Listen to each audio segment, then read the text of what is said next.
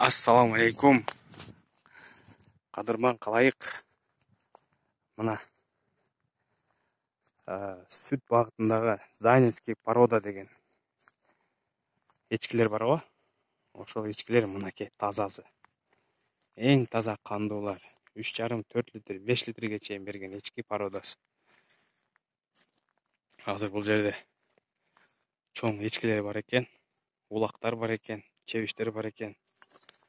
Бұл қарауыл екен.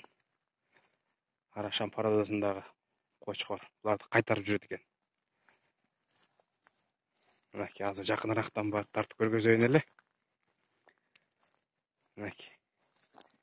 Мына ешкі bir бергенде 3 литр сүт береді екен ертеңіне. Тети кечке 3,5 литр сүт береді екен. Бұл эми улақтар екен. Улақтары дағы боз. Бұл ешкі улағында туған екен, 1,5 литр сүт берген екен. Арқы теке. Ең кішінекей улағын тартып көргөзөйүн эле азыр. Қаралашы құлағын. Қысқа, теке, мощный. Чоң өзі сон ешкі болчу да. Қолдары, буттары түз. Мынау өзүнчө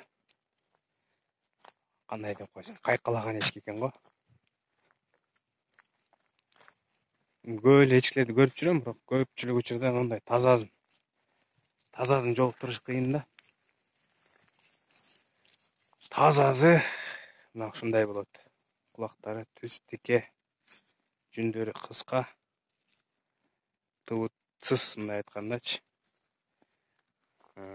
Шатайган. Келишимдүү болот да негизи тазасы. Үрпүн карасаңар, үрпүн. Эмчеген үрпүн мыякта жүрөт салаңга.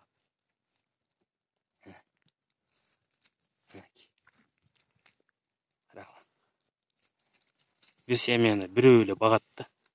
3,5 литр сүт күнүнө алып турсаңар жаманбы.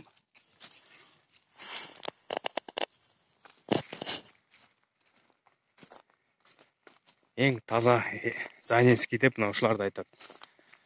Кээ бир туугандар тартып алып дейм да, алып чыгып алып эле тартып, сүрөткө тартып алып эле айтып атпайбыз, Занецкий сүттү 5 литр берет депчи. Анын баары жумок. Ең тазалары мына ушулар. Башка чужой теке кошулбайт. Өзүнүн балдарынан коюлбайт текелерчи. Башка жактан теке алынып келет, тазасы. Ешкі баккандар бири-бирин көп эле тааныйт да. Ошо таза кандуулар менен аргындаштырылат. Улактар анча-мынчасы дагы боз. Мисалы, боз эң апрелдин аягы туйт. Апрелге чейин дагы өзөт. Кудай кааласа. Ошо жазда уже кайкайган ешкі болуп калат. Жай ортосунда кайкалаган ешкі болуп калат. Ошо туугандар.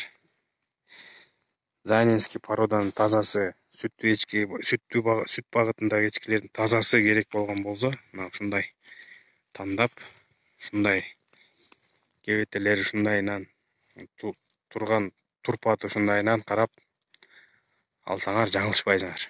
Анан дагы бир айтып койчу нерсе, мүйүстүү таза эмес деген да бир жомок кептер бар да. Занецкий породада мүйүзү жок дагы туула берет, боло берет, болуп келген. Ошон үчүн мүйүзүнө да карабаш керек.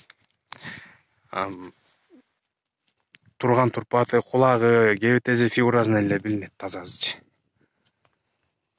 Чаңдаштырып коюлу, анан кебетеси ак болсо аңгур эчкинди алып келип алып сүттүү деп сатып атпайбы кээ бирлер. Ошого ошол туура эмес. Макул анда туугандар. Кимге кандай ешкиси барлар, ешкиге кызыккандар, негизи биринчи жолу көрүп жаткандар комментарийга сөз калтырыңыздар. Менин билбеген кеп кеңештерим болсо, кеп кеңешиңерди айткыла. Мен дагы кийинки видеодо силердин айткан сөзүңөрдү эске алып, ошолго жараша видео тартам. Азыр Занецкий порода ешки менен бұл видеоны аяқтаймыз. Ошо. Жакшы калыңыздар.